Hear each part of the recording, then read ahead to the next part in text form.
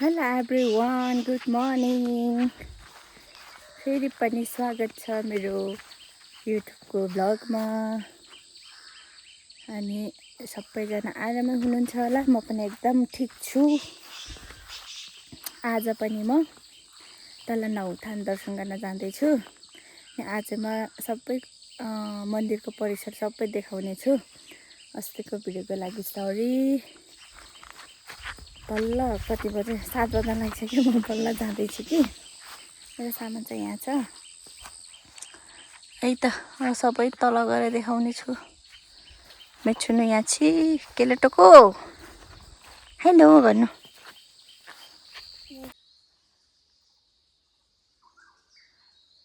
अस्तिको हावाहरूले यस्तो बनाहा।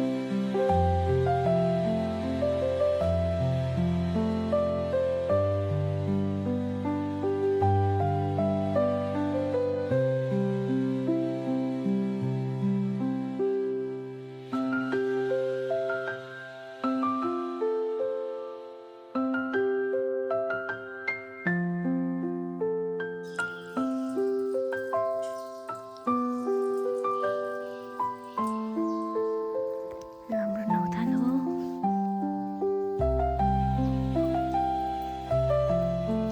उत्पन्न भएको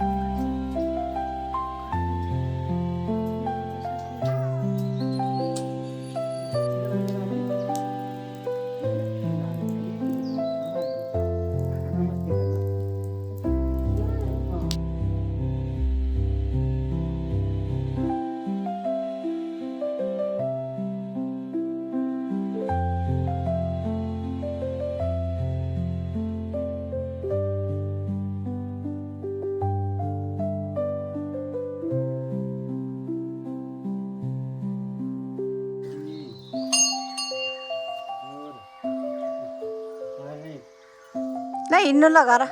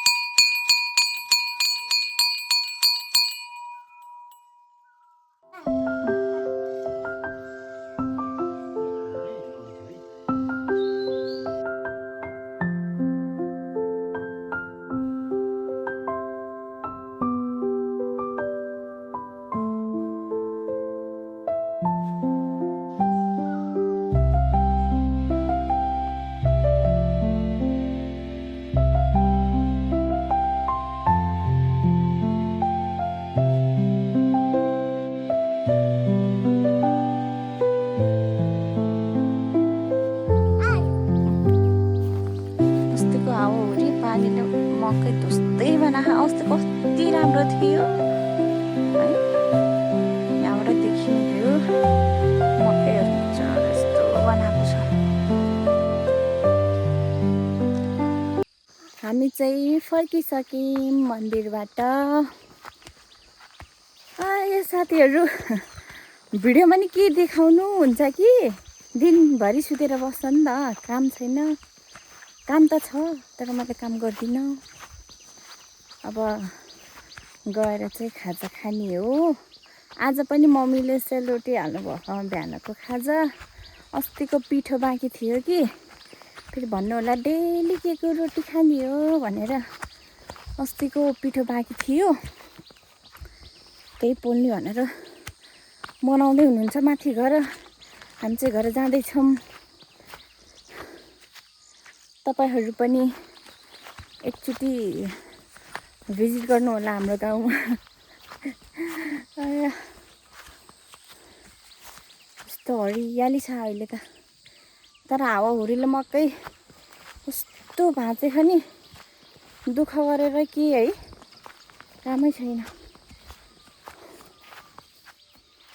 जता हेऱ्यो त्यतै हरियाली छ, रिङ्गटै लाग्यो गाइज।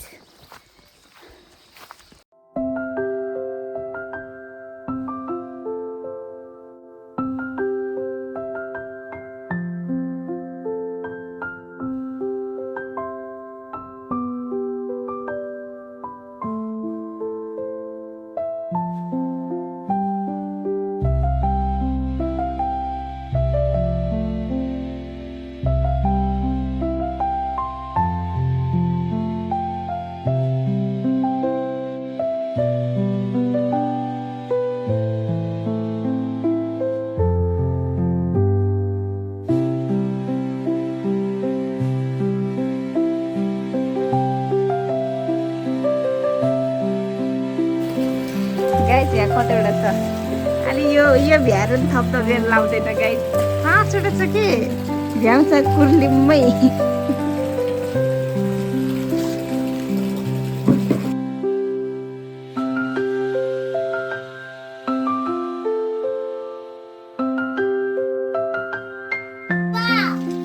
कोही खाँदैछ, कोही तास खेल्दैछ, कोही खाँदैछ।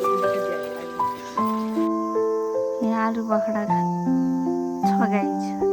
आलु बखडा हो कि आलु बाख्रा हो कि के हो। मलाई पाकेको भन्दा काँचो काँचो मनपर्छ। यो खुकुल ल्याइदिएको हो। खाँदा खाँदा यति बजेको छ। टट्टल घाम लाग्छ गाइज। मेरो कपाल इग्नोर गर्नु होला। यसै त्यो कपाल चिन्नु हुन्छ।